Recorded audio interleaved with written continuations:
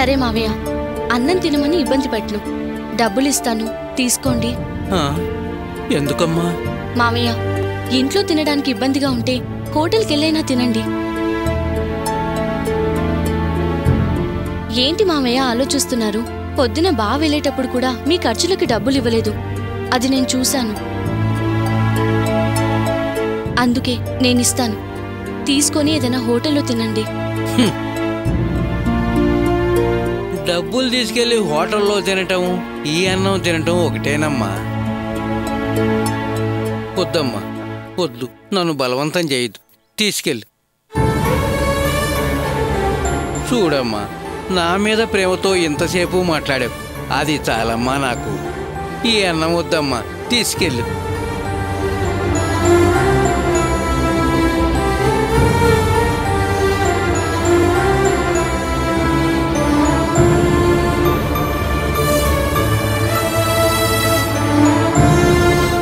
చెప్పరా. ఇక్కడ మన కస్టమర్ కార్ రిపేర్ చేస్తున్నా. అయిపోయిందా? అయిపోవచ్చిందన్నా. అయిపోగానే కస్టమర్ కార్ ఇచ్చి 10 నిమిషాల్లో మన సెట్కి వచ్చేస్తా. సర్లే, తొందరగా వచ్చా. అలాగే అన్నా. ఎంతసేపట్లో వస్తాడట? ఓ 10 నిమిషాల్లో వచ్చేస్తా అన్నాడు. ఇదిగో, ఇందులో 500 రూపాయలున్నాయి. 500? ఎక్కడివి?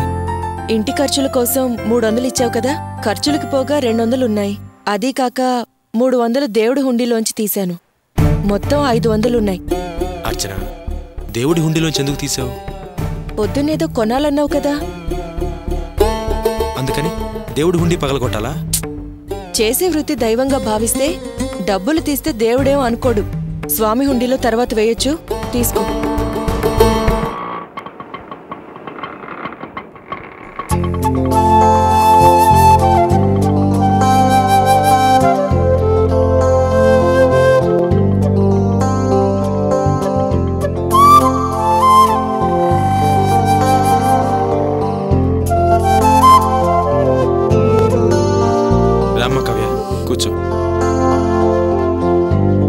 ఏం బావా, భోంచేసావా? ఇప్పుడే అయింది. నువ్వు భోంచేస్తావు కావ్య? లేదర్చన, నేను ఇంటి దగ్గర తినే వచ్చాను.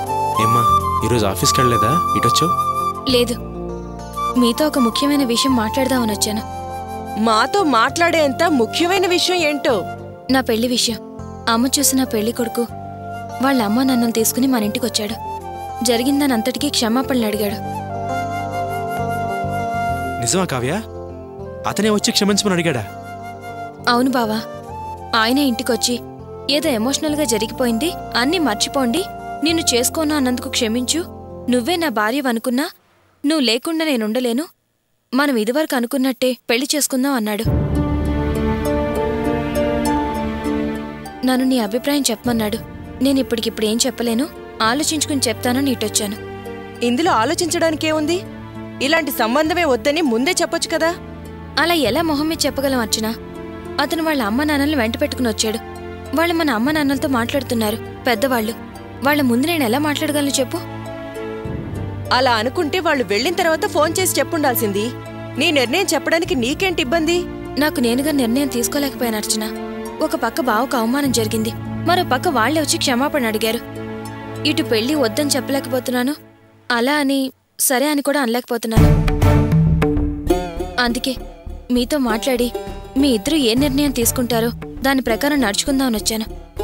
ఏంటే, కావాలనిపిస్తుంది వద్దనిపిస్తుంది తేల్చుకోలేకపోతున్నానని కన్ఫ్యూజన్గా మాట్లాడుతున్నా? ఆ రోజేమన్నావు? ఆవేశంగా నాకు బావ గౌరవ మర్యాదలే ముఖ్యమని లెక్చర్లిచ్చి వెళ్ళావు.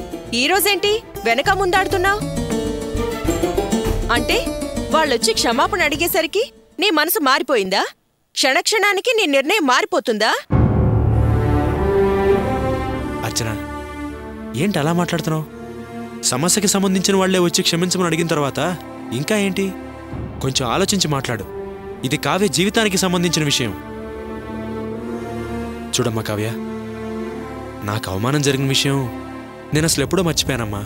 నువ్వదేమి మనసులో పెట్టుకోవద్దు. నిజానికి అతనే వచ్చి నిన్ను క్షమించమని అడిగాడంటే నాకు చాలా సంతోషంగా ఉంది. నిజంగా నువ్వు అతన్ని పెళ్లి చేసుకుంటే మాత్రం నాకు ఆనందమే. చూడమ్మా, అతను చాలా మంచివాడు అనిపిస్తోంది.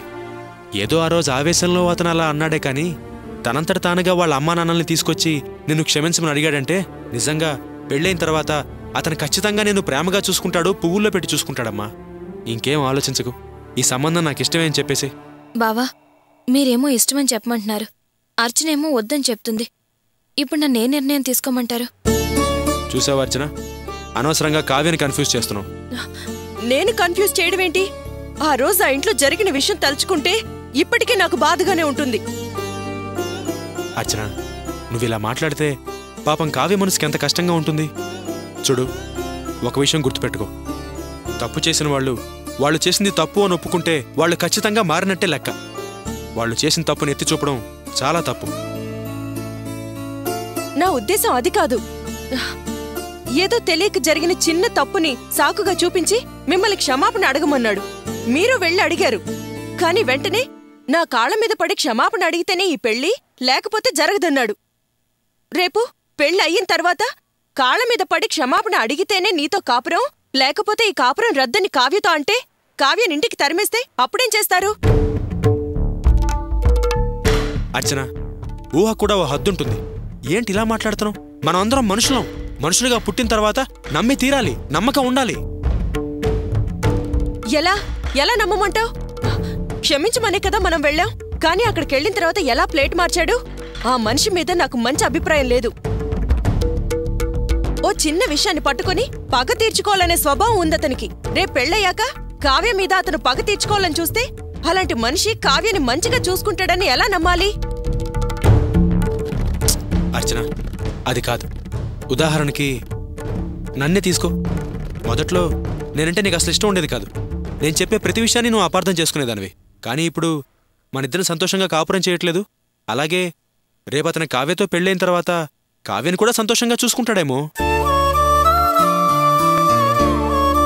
చూడర్చన, ఇప్పుడు ఈ సంబంధం కాదని కావ్యకి వేరే సంబంధం చూసావనుకో, అప్పుడు కావ్య సంతోషంగా ఉంటుంది అన్న గ్యారంటీ ఉందా? లేదు. నాకెందుకో ఈ అబ్బాయి చాలా మంచివాడని అనిపిస్తోంది. తనంతట తానుగా వాళ్ళ అమ్మా నాన్నల్ని తీసుకొచ్చి క్షమించమని అడిగాడంటే ఖచ్చితంగా కావ్యని ప్రేమగా చూసుకుంటాడని అనిపిస్తోంది.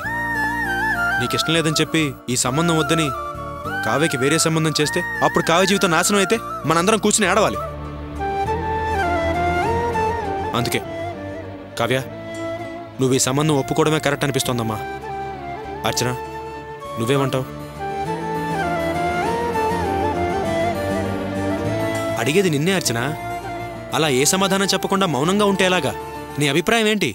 వదిలేండి బావా, దాని మనసుకి ఏది కరెక్ట్ అనిపిస్తుందో అదే చెప్పనివ్వండి. మీరు బలవంతం చేయొద్దు. నా మనసుకెందుకో నా ఆలోచనే సరైందనిపిస్తుంది. కానీ ఈయన మీద నాకున్న నమ్మకం ప్రకారం ఈయన చెప్పింది సరైందే అనిపిస్తుంది. అందుకే ఈయన మాట ప్రకారం నేను కూడా సరే అంటున్నాను.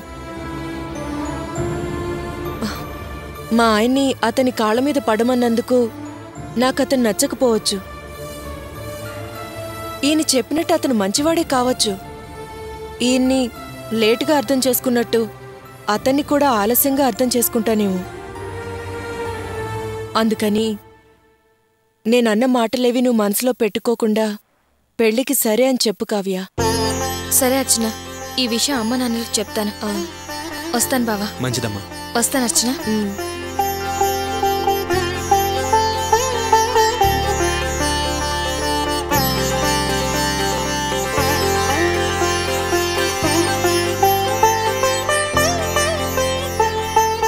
అర్చన,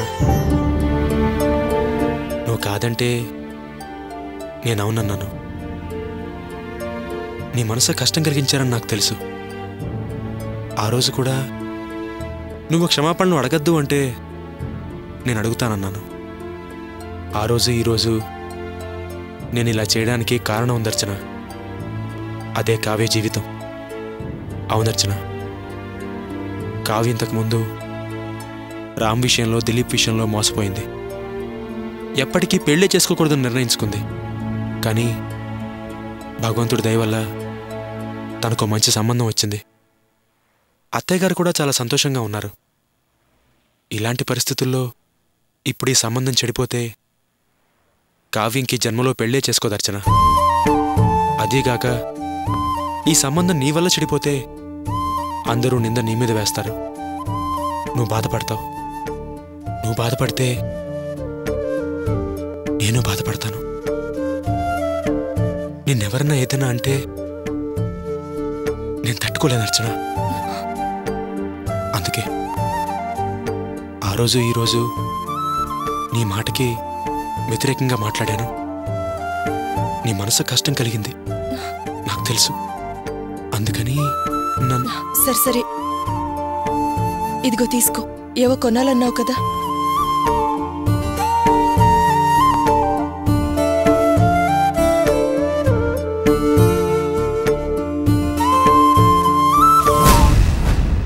అన్నయ్య, కావ్య, కావ్య నువ్వేంటి ఇక్కడ? గోపిబాబుని కలవడానికి షెడ్కి వెళ్ళొస్తున్నాను ఓ అన్నయ్య. అలాగా. సార్, మా చెల్లెలతో ఒక ఇంపార్టెంట్ విషయం మాట్లాడాలి. మీకు లేట్ అవుతుందేమో, మీరు ఆఫీస్కి వెళ్ళండి, నేను తర్వాత వస్తాను. పర్వాలేదు, మీరు మాట్లాడరండి, నేను వెయిట్ చేస్తూ ఉంటాను. Thank you sir. Dilip, hi Kavya, hi. ఎలా ఉన్నావు? బాగున్నాను, నువ్వెలా ఉన్నావు? బాగున్నాను. వినోద్ నీకు ఈ మధ్య పెళ్లి కుదిరిందని చెప్పారు. పెళ్లి కొడుకు ఫారెన్లో చదువుతున్నాడంటగా? సారీ సార్, ఆ తర్వాత జరిగిన ఇన్సిడెంట్స్ గురించి మీతో చెప్పనే లేదు. ఏం జరిగింది వినోద్? మరేం లేదు సార్. కావ్యతో పెళ్లి ఓకే అనుకున్న తర్వాత ఆ పెళ్లి కొడుకు కావ్యకి తెలియకుండా తనని సర్ప్రైజ్ చేద్దామని పార్క్లో ఫోటోలు తీస్తున్నాడట. అతనెవరో తెలియక గోపి అతన్ని తప్పుగా అనుకుని కొట్టాడు. సమస్య పెద్దదైంది. కొట్టింది ఫలానా అని తెలిసిన తర్వాత ముందు క్షమాపణలు చెప్పాలి అన్నాడు. ఆ తర్వాత కాళ్ళు పట్టుకుని క్షమాపణలు చెప్పాలి అన్నాడు. అలా చేస్తేనే కావ్యని పెళ్లి చేసుకుంటాను, లేకపోతే లేదు అన్నాడు. కాని మా అర్చన తన భర్త అలా చేయటం కుదరదు అంది. ఇంత గొడవ జరిగిందా? ఇంకో విషయం కూడా జరిగిందన్నయ్య. ఏంటి కావ్య? పొద్దున్న మాల్స్ వాళ్ళమ్మ వాళ్ళ నాన్న మన ఇంటికొచ్చారు. బావను కాళ్లమే పడి క్షమాపణ అడగమన్నం తప్పే మమ్మల్ని క్షమించి పెళ్లికి సరేనని చెప్పమన్నారు. అలాగా? మరి నువ్వేం చెప్పావు? ఆ అమ్మా నాన్నకిష్టమే, కాని నేనే బావ నిర్ణయం తెలుసుకున్నాకే నా నిర్ణయం చెప్తానన్నాను. అందుకే వాళ్ళ అభిప్రాయం కోసం షెడ్డుకి వెళ్ళాను. బావగారు ఏమన్నారు? నీకు బావ గురించి తెలుసు కదా, బావ ఓకే అని చెప్పారు. కాదన్న అర్చనను కూడా ఒప్పించారు. మంచి మాట చెప్పావమ్మా, చాలా సంతోషం. సరే అన్నయ్య, నేను మరి బయలుదేరుతాను. సరే అమ్మా. బాయ్ దిలీప్. బాయ్. కావ్య, ఒక్క నిమిషం. కావ్య, ఇలా అడుగుతున్నానని ఏమనుకోవద్దు. అతనికంటే నేనే విషయంలో తక్కువ? ఇన్ని జరిగాక కూడా అతన్ని క్షమించిన నువ్వు నా విషయంలో నన్నెందుకు క్షమించలేదు? నిన్ను ఇబ్బంది పెట్టడానికో నీ మనసుకు బాధ కలిగించడానికో నేనిలా అడగటం లేదు. ఈ ప్రశ్న నాలోనే ఉంటే అది నన్ను వేధిస్తూ ఉంటుంది. తట్టుకోలేను కావ్య, అందుకే ఇలా అడిగాను. Anyhow, best of luck. Sorry, పాత స్నేహంతో అలా చేయి చాచాను. వస్తాను.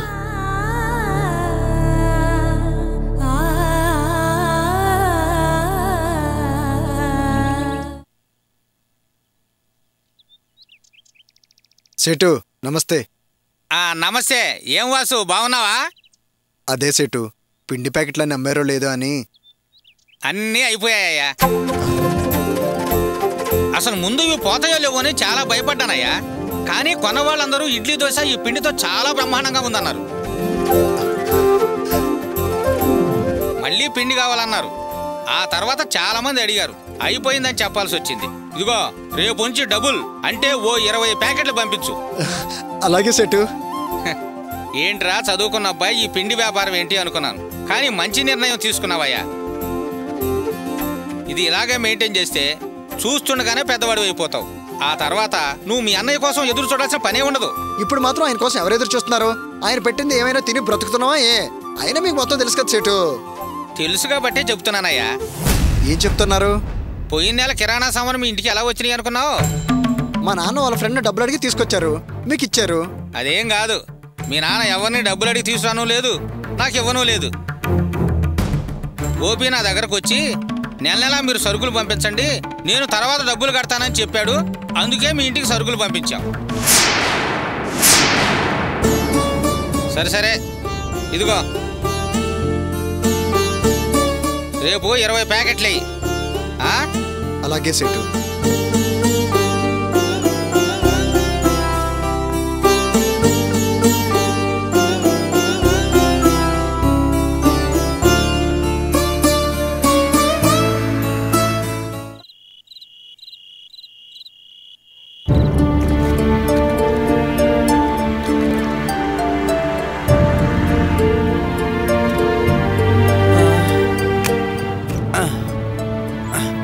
అరే గోపి, ఏనన్నా భోంచేసావా?